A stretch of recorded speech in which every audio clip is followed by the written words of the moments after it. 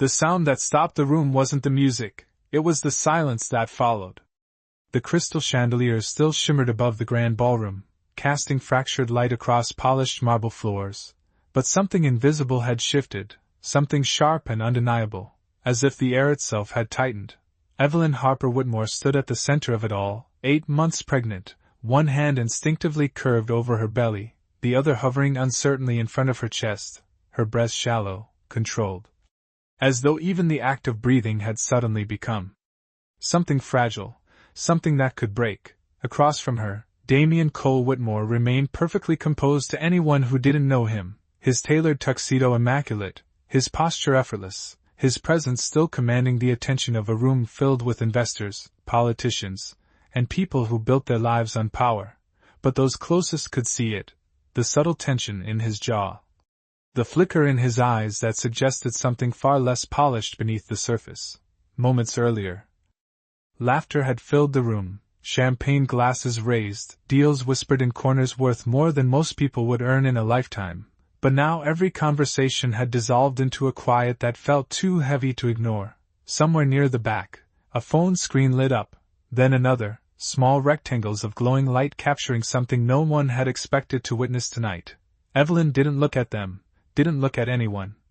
Because her world had narrowed to a single point, the man in front of her, and the steady, urgent rhythm beneath her hand, her baby reminding her, in soft but insistent movements, that she was not alone in this moment. Just hours earlier, she had stood in front of a mirror, adjusting the silk of her gown, convincing herself that tonight would be simple, that she would attend, smile, leave early if she needed to, that she could endure one more evening in a life that had slowly become unrecognizable. But now, standing under the weight of 100 silent witnesses, she understood that there had never been anything simple about this night. A woman in a red dress, Sabrina Vale, watched from a distance, her expression unreadable, her fingers lightly resting on the stem of her glass as if she were observing a performance rather than the unraveling of something real. Evelyn felt the shift before she saw it, the subtle movement of Damien stepping closer. Not enough to alarm the room, not enough to break the illusion of control, but enough to make her pulse quicken, enough to remind her of every quiet warning she had ignored over the past 3 years. The orchestra had stopped without anyone announcing it, the musicians frozen mid-performance, bows hovering above strings, waiting for a cue that never came. And then, just as the silence threatened to stretch into something unbearable, the doors at the far end of the ballroom opened with a low, deliberate sound, the kind that didn't demand attention but commanded it anyway. Victor Harper stepped inside, his presence cutting through the tension like a line drawn in stone, his gaze moving once across the room before settling, unblinking, on his daughter. He didn't raise his voice, didn't rush forward, didn't react in the way people expected from a father witnessing something wrong.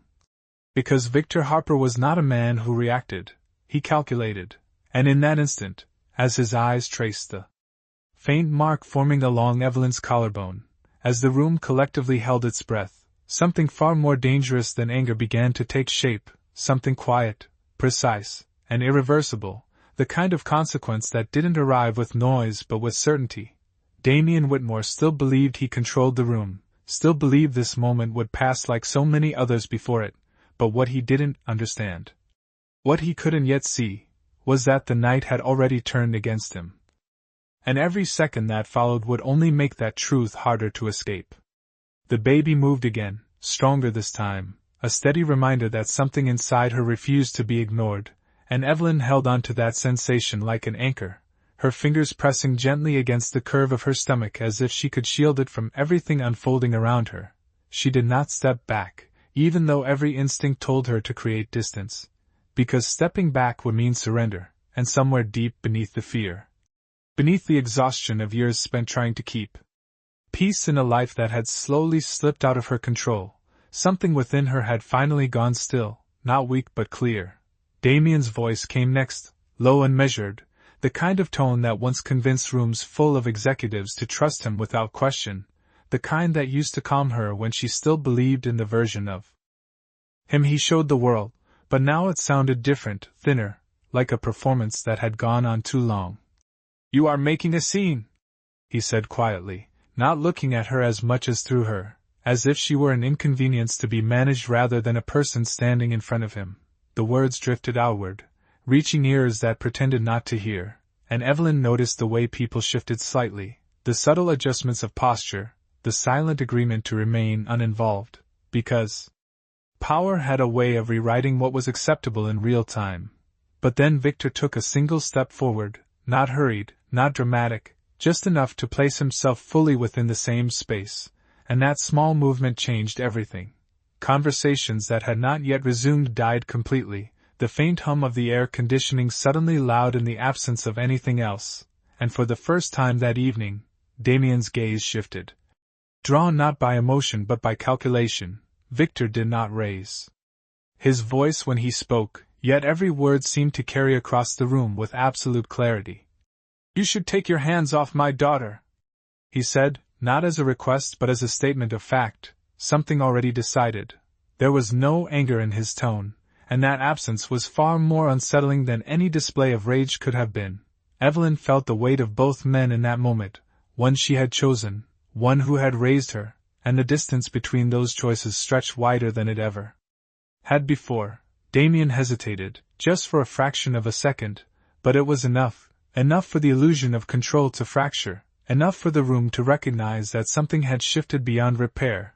He stepped back then, smoothing his jacket with a practiced motion, reclaiming composure as if it had never left him. But the damage had already been done, not in action but in perception.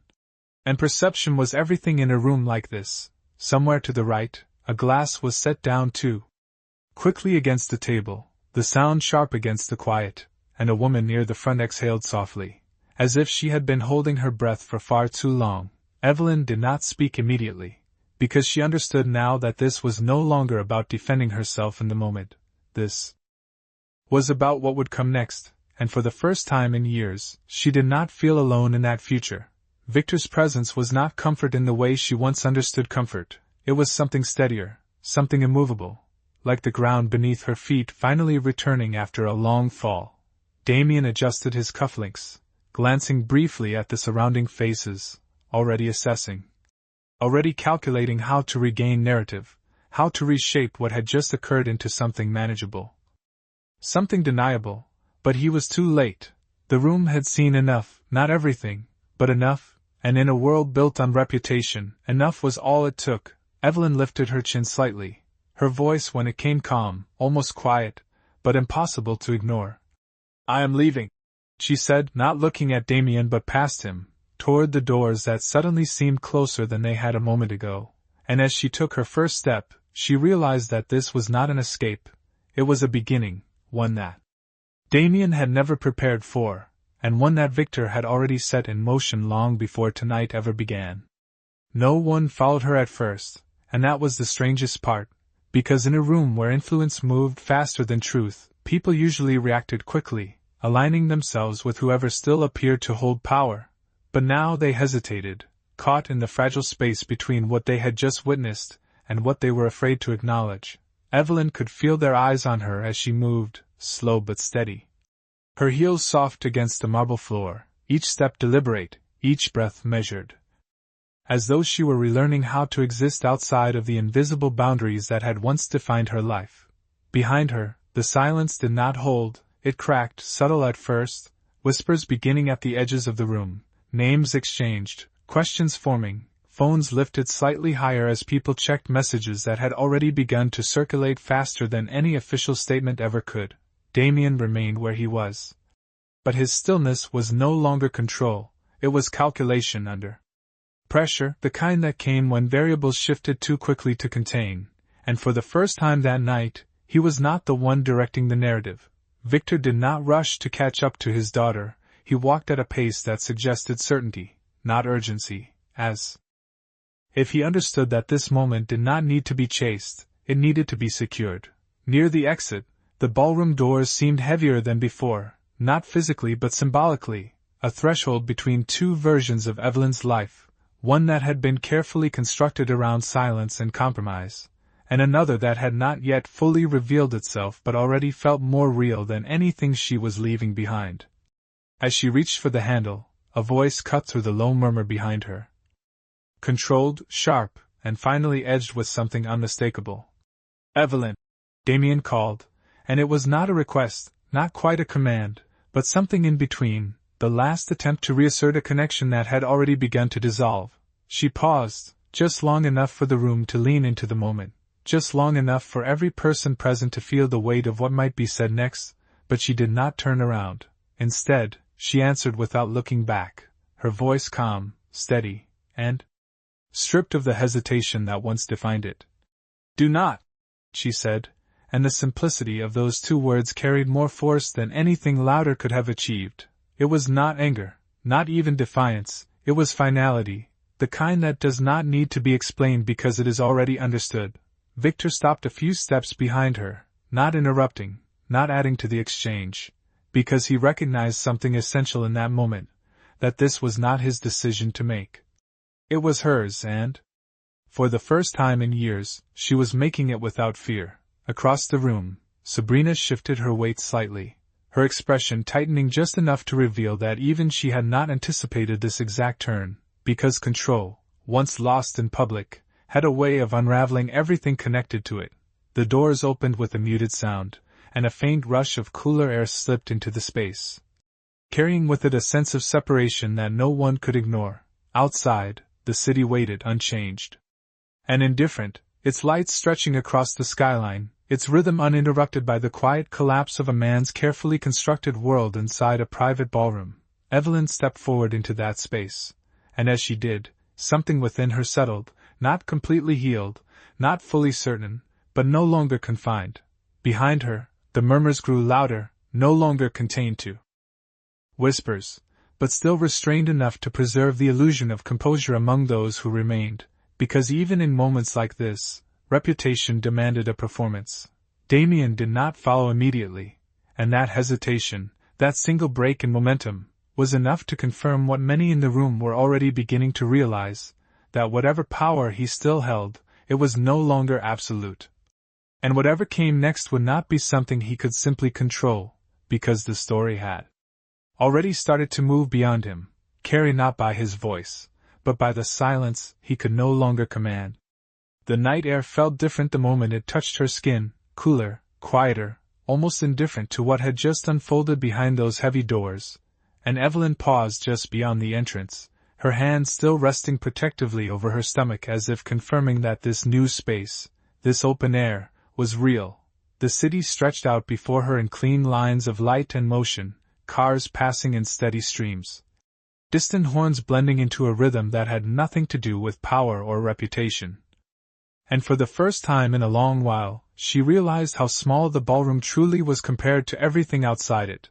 Victor stepped beside her then, not speaking immediately, his presence solid but never intrusive, the kind of support that did not demand acknowledgement because it did not need it. A black sedan waited at the curb, engine idling, driver standing by with the quiet professionalism of someone who had already been informed that plans had changed. Behind them, the doors opened briefly, releasing a fragment of the noise from inside before closing again, as if the world she had just left was trying, unsuccessfully, to follow her. "Are you in pain?"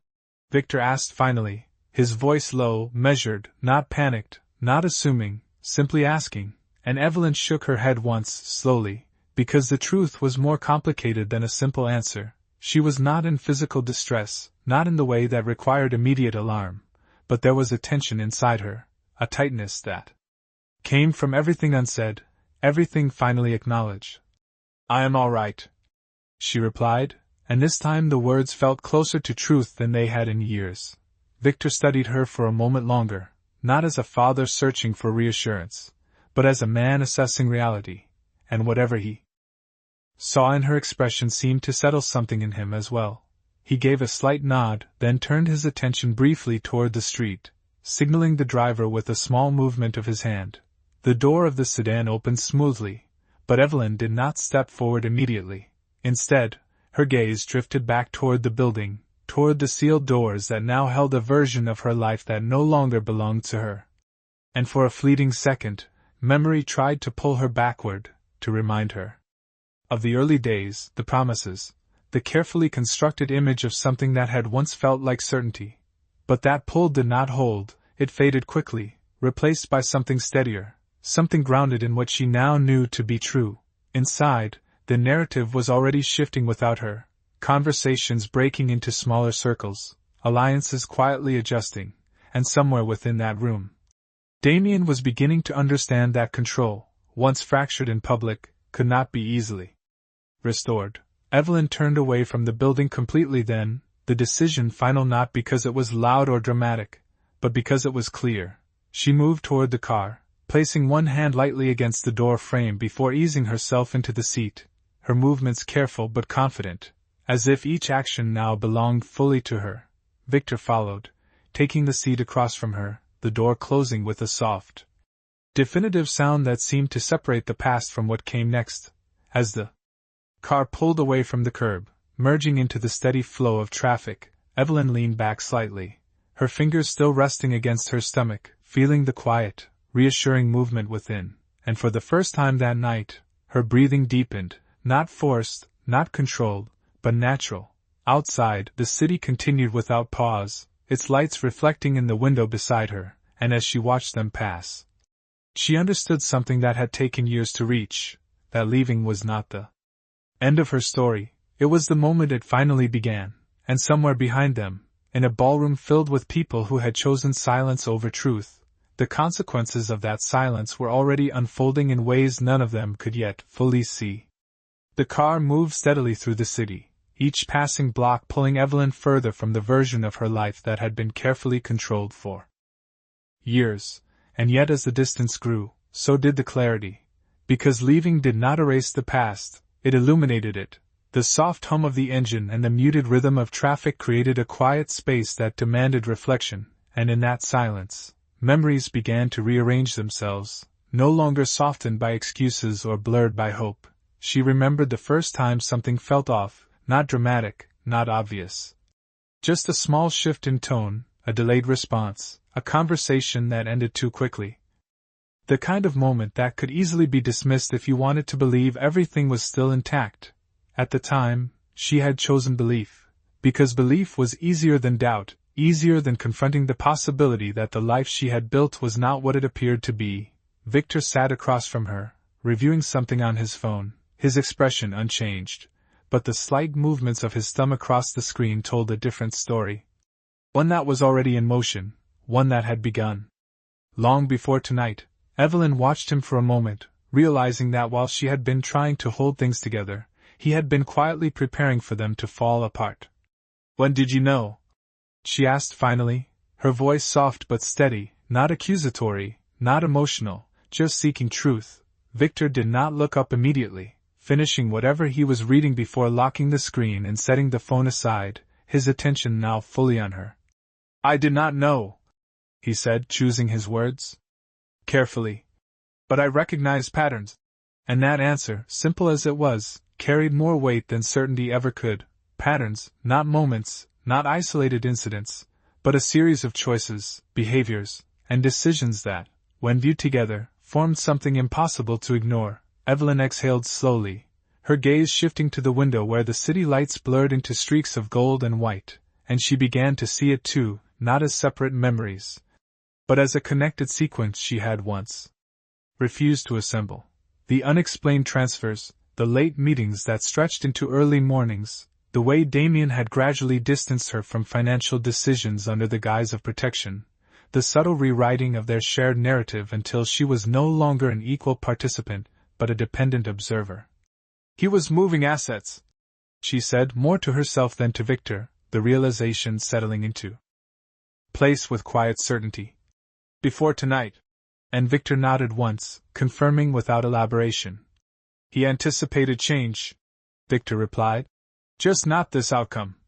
And that distinction mattered because it meant that Damien had been preparing for a shift in power, but not for the kind that had just occurred in full view of those whose opinions defined his world. Evelyn rested her head back against the seat, closing her eyes briefly, not in exhaustion but in understanding, because the pieces were no longer scattered, they were aligned, and the picture they formed was no longer something she could deny. "I thought I had more time," she admitted, and Victor's response came without hesitation. "Time is rarely what changes outcomes, clarity is."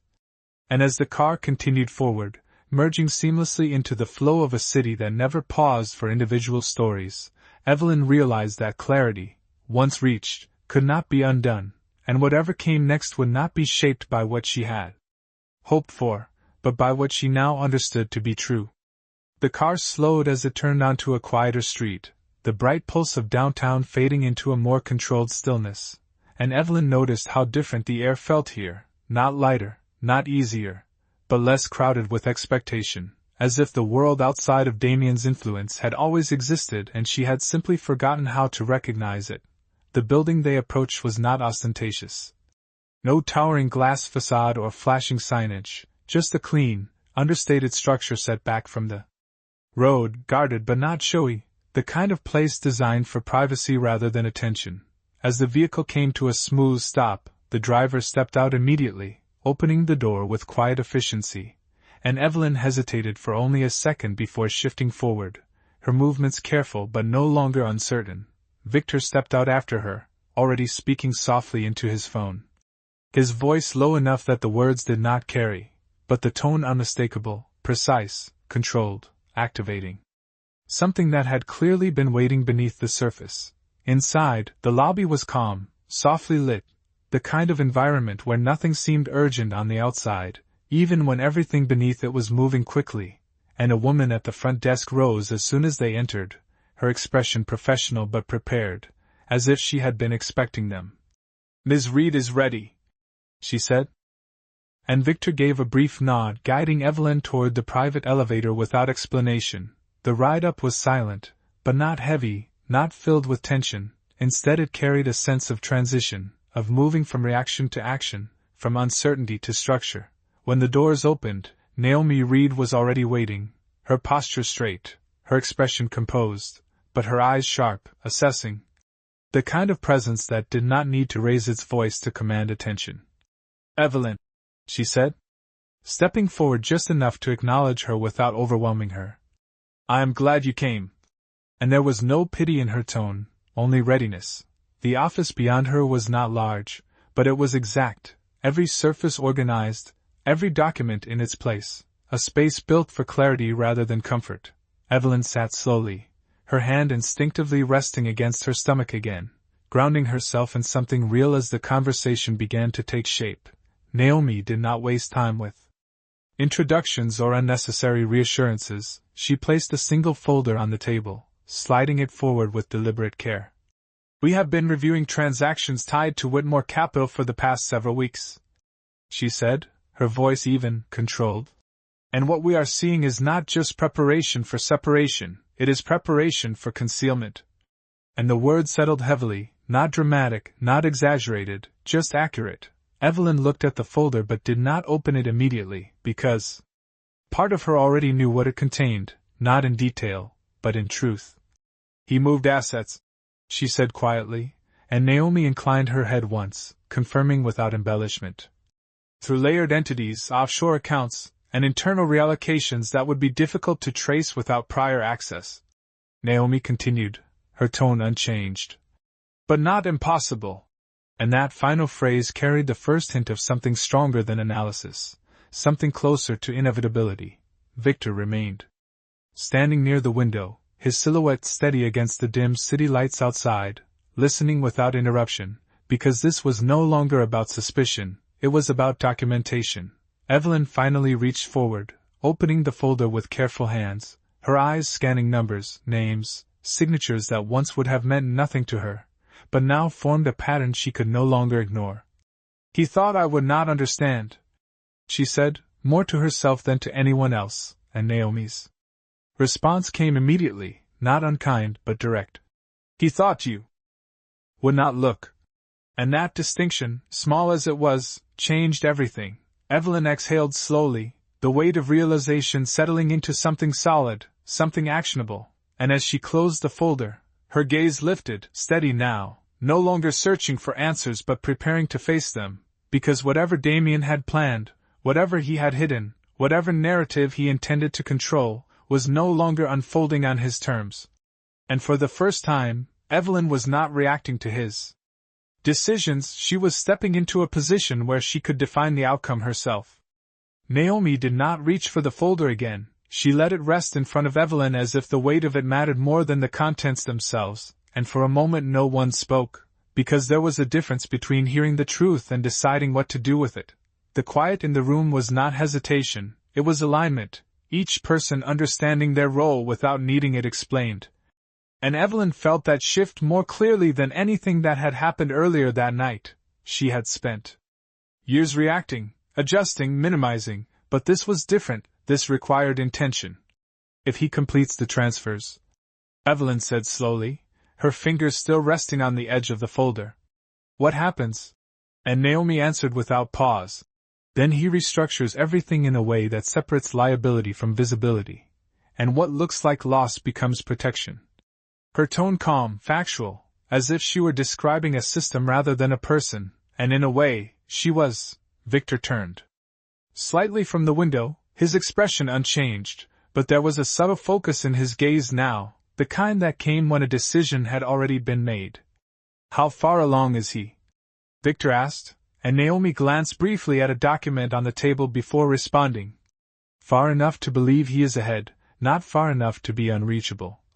And that distinction landed with quiet precision. Evelyn leaned back slightly, her hand returning instinctively to her stomach, the steady movement beneath her, grounding her again, reminding her that time was not an abstract concept anymore. It was immediate, measured not in quarters or contracts but in days, in weeks. He chose tonight, she said, more to herself than to the others, because he thought I would not respond. And Naomi's expression shifted just slightly, not into sympathy, but into recognition. He chose tonight because he thought you would remain silent, she corrected gently. And the difference between those two ideas settled deeply. Evelyn nodded once, slowly, accepting the truth in that, because silence had been the pattern, the expectation, the foundation of everything Damien had built around her. But that pattern no longer held. Victor stepped closer to the table now, placing both hands lightly against its surface, not forcefully, not dramatically, but with a presence that drew everything into focus. What does he need to maintain control? Victor asked, and Naomi did not hesitate. Liquidity, confidence from his board, and the assumption that no one will challenge the narrative he presents. And each of those elements, once stated aloud, sounded less like strengths and more like vulnerabilities. Evelyn looked between them, understanding forming not as a sudden realization but as a steady progression, each piece connecting to the next. Then we remove those, she said, her voice quiet but certain. And for the first time since entering the room, Naomi allowed a faint, almost imperceptible shift in expression, something that resembled approval. Yes, Naomi replied. But we do it in a way that forces exposure, not just disruption. And that word, exposure, carried a different kind of weight, because disruption could be managed, explained, recovered from, but exposure changed perception, and perception, in Damien's world, was everything. Victor gave a small nod, already turning slightly as he reached for his phone again, his movements efficient, precise, initiating conversations that would not be heard but would be felt. Evelyn watched him for a moment, then lowered her gaze back to the folder, her fingers brushing lightly over the pages as if confirming that this was no longer something happening to her, but something she was actively part of. He built everything on the assumption that I would not step forward, she said quietly, and Naomi's response came just as steady. Then that is the first assumption we break. And in that moment, the path ahead did not feel overwhelming, it felt defined. Outside the window, the city continued its constant motion, unaware of the shift taking place inside a quiet office above it.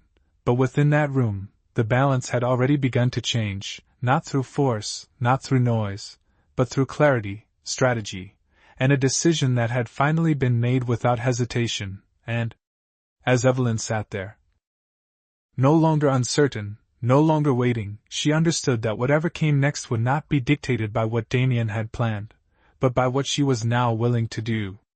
The plan did not begin with a dramatic announcement, or a single decisive move. It began with a series of quiet actions that, on their own, seemed almost insignificant, but together formed a structure that could not be easily undone. Naomi reached for her tablet, tapping the screen with precise efficiency as she pulled up a sequence of timelines and transaction maps. each one layered with connections that extended far beyond a single company or account, and as she rotated the screen toward Evelyn, the complexity of what Damien had built became visible in a way that could no longer be ignored. He distributed exposure across multiple channels, Naomi explained, her voice steady. But he underestimated how those channels intersect under scrutiny. And with a few more movements, she highlighted specific points, moments where decisions overlapped, where intent could be inferred from pattern rather than isolated action. Evelyn leaned forward slightly, her focus sharpening, because this was no longer abstract, it was tangible, something she could see, follow, understand. If we start here, Naomi continued, indicating a cluster of transactions tied to a subsidiary entity. We trigger a review that forces disclosure across connected accounts. And she paused just long enough for the implication to settle. Not by accusation, but by compliance. And that distinction mattered because it meant the process would unfold within the rules Damien relied on, not outside of them. Victor's phone vibrated softly in his hand, and he glanced down briefly before responding to a message, his expression unchanged, but the timing of his movements aligning seamlessly with Naomi's explanation, as if each step had already been anticipated. The board will not respond to suspicion, Victor said, looking up again. But they will respond to risk. And Naomi nodded once, confirming. Exactly, and risk is what we are about to make visible. And in that moment, the strategy became clear. Not an attack, not a confrontation, but a controlled exposure that would force Damien's own system to turn against him. Evelyn felt the shift inside her again, not fear, not uncertainty, but something steadier, something closer to resolve, because for the first time, she was not trying to navigate his world, she was stepping outside of it entirely. What do you need from me? She asked, her voice calm, her posture no longer guarded but engaged, and Naomi's response was immediate. Verification, she said, sliding another document forward. Access points, confirmations, anything that establishes your position within the structure he assumed you did not understand. And Evelyn looked down at the page, recognizing signatures, accounts, details she had once dismissed as routine, now revealing themselves as critical. He included me where it was convenient, she said slowly, but never where it mattered. And Naomi's gaze remained steady. Then we use exactly what he overlooked, she replied. Victor stepped closer again, placing his phone on the table, the screen still active with messages that continued to update in real time. The timing, he said, is now. And there was no urgency in his tone, only certainty, the kind that did not need to be repeated. Naomi adjusted the display on her tablet, aligning the sequence of actions into a clear progression. Once we initiate, it will not stop, she said, her eyes meeting Evelyn's directly. Are you ready for that? And the question was not rhetorical, it carried weight, because readiness was not about understanding the process, it was about accepting the outcome. Evelyn did not hesitate, not because the situation was simple, but because it was no longer uncertain. Yes, she said, and the word felt different than anything she had said before that night, not reactive, not defensive, but chosen. Naomi gave a slight nod, then tapped the screen once more, initiating the first step in a chain that had been carefully prepared but not yet activated.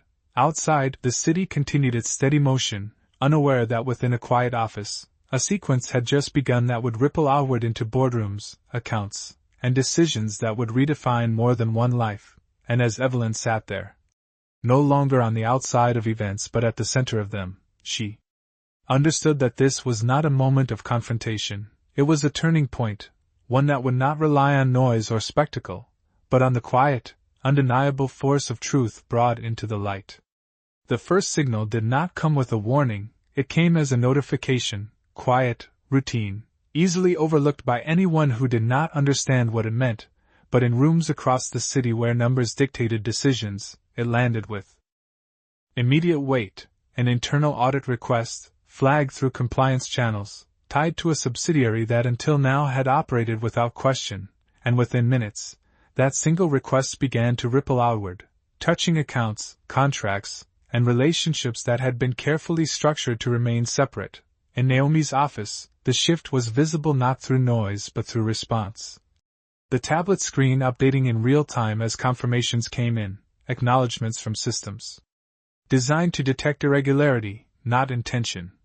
"It is moving," Naomi said simply, her eyes tracking the progression with measured focus, and Victor gave a slight nod, already aware, already anticipating the next phase. Evelyn watched the screen, not fully understanding every detail, but recognizing the pattern, the way one action triggered another, the way something that had once been hidden was now being drawn into view without anyone needing to raise a voice.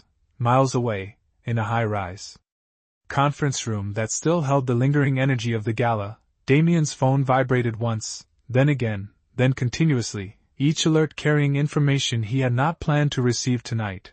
He glanced at the screen, at first with irritation, then with growing attention, his expression tightening not in panic but in calculation, because he understood systems, he understood timing, and this was not random. "What is it?" someone at the table asked, a board member whose confidence had always been tied to Damien's control, and for the first time, Damien did not answer immediately. He stood instead, moving slightly away from the table, his voice low as he responded to a call, his tone controlled but edged with something sharper beneath it. Back in the office, Naomi adjusted the display, highlighting new connections as they surfaced. "The board will see this within the hour," she said, not as a possibility but as a certainty, and Evelyn felt that statement settle into something real, something irreversible. "And when they do?" Evelyn asked, her voice steady. "What changes?" And Naomi met her gaze directly. "They will not be asking what happened, they will be asking why they were not told." And that shift, from event to accountability, was where control began to fracture.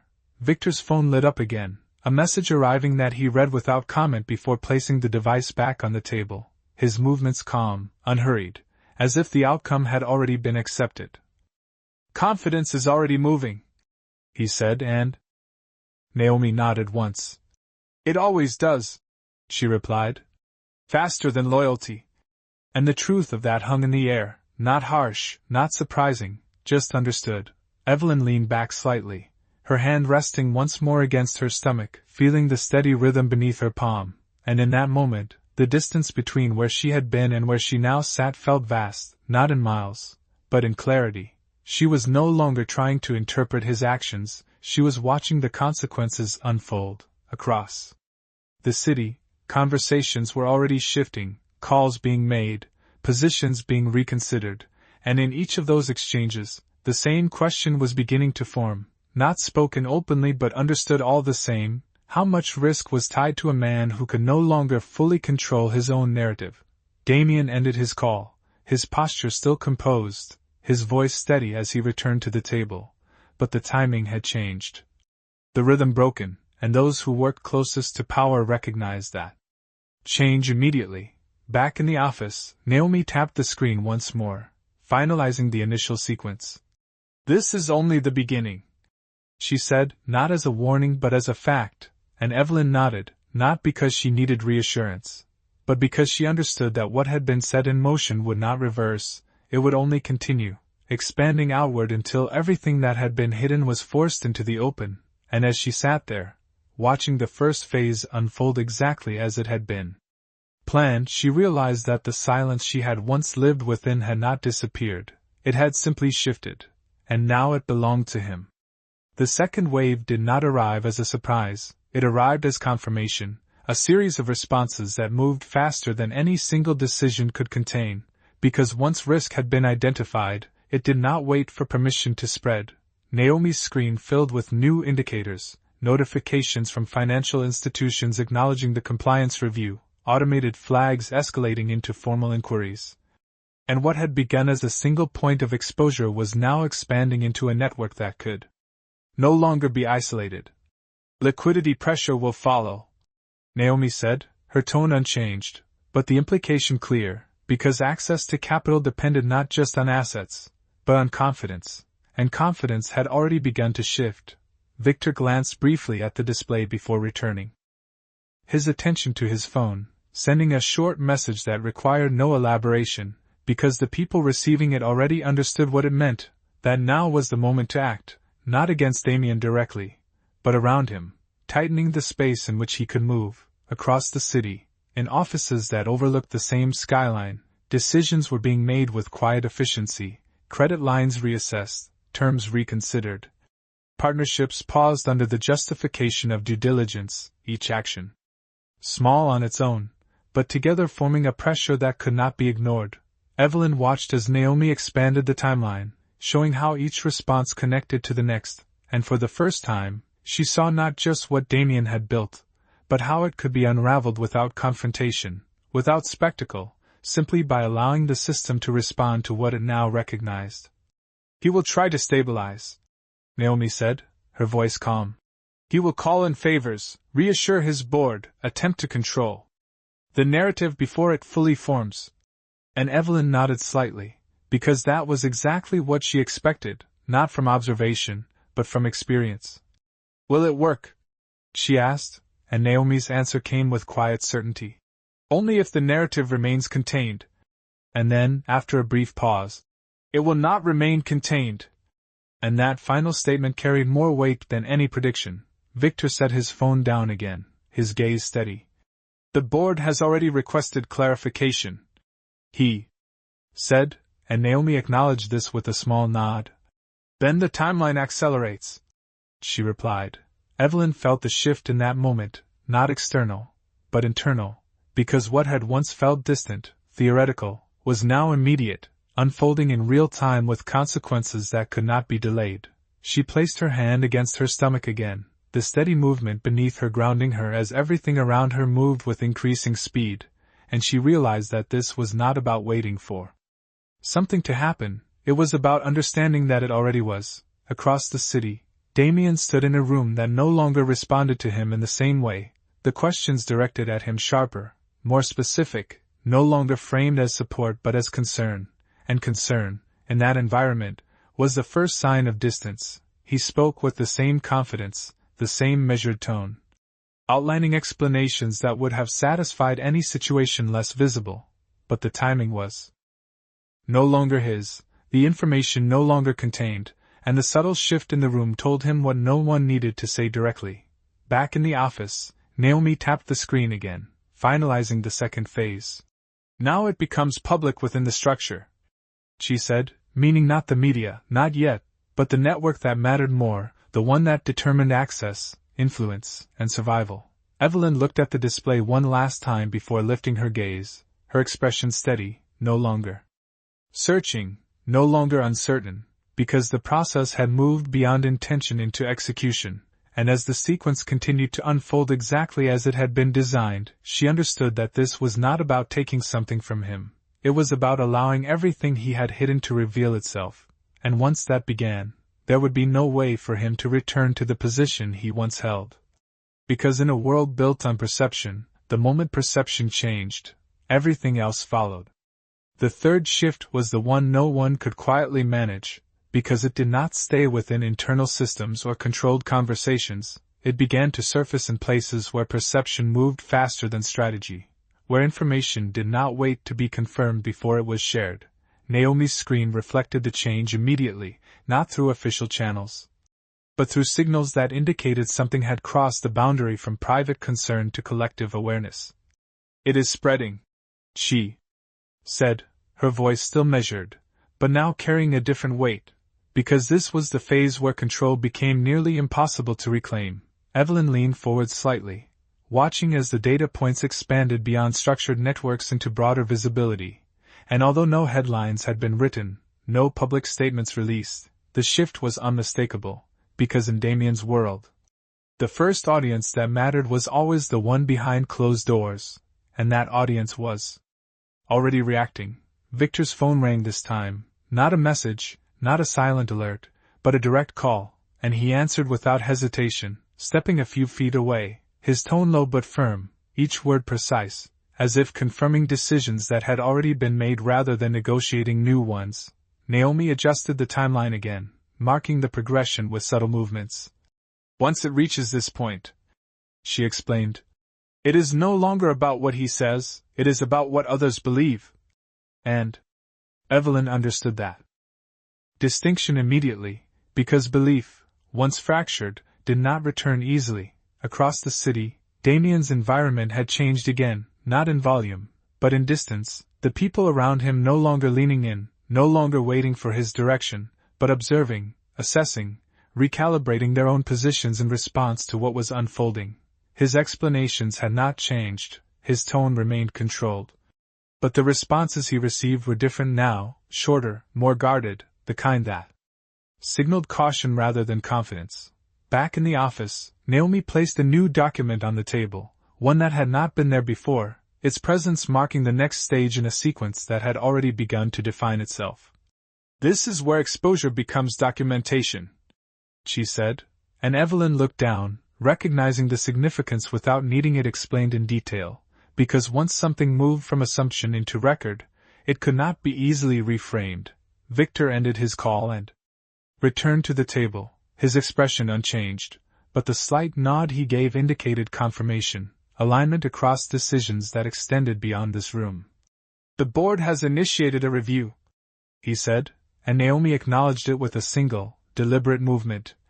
"Then it accelerates further," she replied. Evelyn felt the shift again, but this time it was not internal, it was external, something tangible, something that existed beyond thought or intention, because what had begun as a controlled sequence was now moving on its own momentum, driven by systems designed to respond to exactly this kind of exposure. She rested her hand against her stomach once more, the steady movement beneath her grounding her as everything else moved with increasing speed, and in that moment, she understood that this was no longer about whether Damien could recover, it was about how much would remain once the process completed. Naomi closed the tablet with a soft, definitive motion, not as an ending, but as a transition. "From here," she said, "it unfolds without us needing to push further." And that was the final shift, from action to consequence, from strategy to inevitability. Evelyn lifted her gaze, her expression steady, no longer shaped by uncertainty or hesitation, because the path ahead had already begun to take form, not through confrontation, but through the quiet, undeniable progression of truth moving into the open, and as she sat there, no longer reacting, no longer waiting, she realized that the silence that once protected him had become the very thing that now isolated him, because in a world that depended on trust, the moment trust disappeared, everything else followed. By the time the night began to thin into early morning, the pace of events had shifted from escalation to consequence, and the difference was no longer subtle. In Naomi's office, the screens no longer updated with isolated alerts but with confirmations, actions that had already been taken, decisions that no longer required approval because the threshold for hesitation had passed. Evelyn sat quietly, her posture relaxed but alert, one hand resting against her stomach as she listened to the low hum of activity around her, and for the first time since leaving the gala, the urgency had faded into something steadier, something that no longer demanded reaction but acknowledged completion. Naomi reviewed the latest developments with the same calm precision she had maintained from the beginning, her voice even as she summarized what had already unfolded. "The board has suspended all discretionary authority pending review, external auditors have been assigned, and several partners have formally withdrawn from pending agreements," each statement delivered without emphasis, because the weight was already inherent in the facts themselves.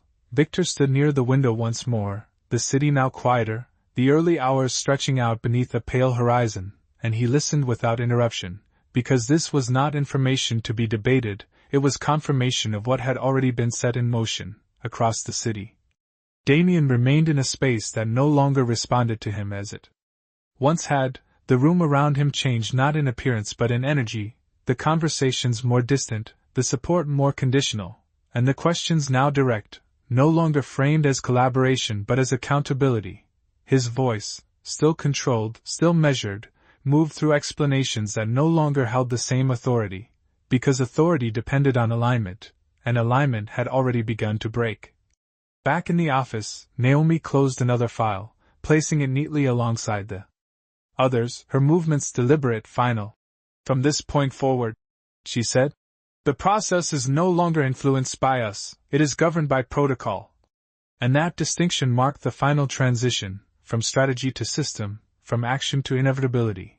Evelyn absorbed that quietly, her gaze steady, because she understood that what had been done could not be undone, not through explanation, not through negotiation, not through influence, because the mechanisms now in motion did not respond to those variables. She shifted slightly in her seat, the movement beneath her hand gentle but constant, and in that moment, the contrast between what she had left behind and what she now carried forward became unmistakably clear. Victor turned from the window, his attention returning fully to the room. "Then it is finished," he said, not as a question, not as a declaration of victory, but as recognition of a process that had reached its natural conclusion. Naomi inclined her head slightly. "The outcome is in motion," she replied, and that phrasing carried the finality more accurately than any definitive statement could have, because motion, once established, did not pause. Evelyn exhaled slowly, not releasing tension, but acknowledging the shift, because what had begun in uncertainty had resolved into clarity, and clarity, once achieved, did not require reinforcement. Outside, the first signs of morning began to touch the edges of the city, a gradual change in light that signaled transition without announcing it, and inside the office, that same quiet transition had already taken place. The story that had once been controlled, contained, and directed by one person had moved beyond that control, reshaped not by confrontation, but by exposure, by structure, by the simple act of allowing truth to occupy the space it had long been denied. And as Evelyn sat there, no longer defined by the roles she had been placed in, but by the choices she had made, she understood that what had been taken from her was not what mattered now. What mattered was what had been returned: her voice, her position, and a future that no longer depended on silence. The morning arrived without ceremony, a slow shift in light that filtered through the windows and settled quietly across the room, and by then, everything that needed to happen had already begun to take its final shape. Naomi gathered the remaining documents with the same calm precision she had maintained throughout the night, aligning them into a neat stack that no longer represented uncertainty or strategy, but record, something permanent. Something that would remain long after the moment itself had passed. Evelyn stood near the window now, her posture steady, her reflection faint against the glass as the city moved below her, unchanged and yet entirely different in the way she saw it. She was not thinking about the gala anymore, not about the silence in that room or the way it had tried to hold her in place, because that version of the night had already receded, replaced by something clearer, something grounded in what had followed. Behind her, Victor spoke briefly with Naomi, their voices low, confirming final details that no longer required adjustment, only acknowledgement. And when the conversation ended, there was no sense of urgency left, only completion. "You should rest," Victor said as he approached her, his tone not instructive but measured, recognizing that the kind of exhaustion that followed clarity was different from anything physical, and Evelyn gave a small nod, not because she felt weak, but because she understood that the next part of her life would not be built on resistance, but on stability. Somewhere across the city, in a building that had once symbolized control, Damien stood in a space that no longer responded to him in the same way. The decisions already moving beyond his reach, the authority he relied on now subject to review, to limitation, to conditions he could not dictate, and for the first time, the structure he had built no longer shielded him, it defined the boundaries he could not cross. Back in the office, Naomi closed the final folder and placed it with the others, her work complete not because there was nothing left to do, but because what remained would proceed without intervention, guided by systems that did not pause for explanation. Evelyn turned slightly from the window, her hand resting once more against her stomach, the quiet movement beneath her grounding her in a way that nothing else could, and in that moment, the contrast between what had been threatened and what remained became unmistakably clear. She had not lost everything, she had not been erased, and more importantly, she had not remained silent. Victor met her gaze briefly, and in that look there was no need for reassurance, no need for words, only recognition, because what mattered had already been understood. The city outside continued its steady rhythm, early commuters moving through streets that carried no memory of the night before, and yet within that normalcy, something fundamental had shifted, not just for one man or one company, but for the balance that had once allowed silence to persist. Evelyn moved toward the door then, her steps measured but certain, and as she reached for the handle, she did not hesitate, because there was nothing left behind that required her return. The future ahead was not fully defined, not perfectly clear, but it belonged to her in a way it never had before, shaped not by what she had endured, but by what she had chosen, and somewhere, far from the quiet certainty of that moment, a man who had once controlled every narrative now faced a reality he could not rewrite, learning too late that some losses do not come from what is taken, but from what is finally revealed, and that the cost of underestimating a woman's dignity is not measured in money, but in everything that follows after it is gone.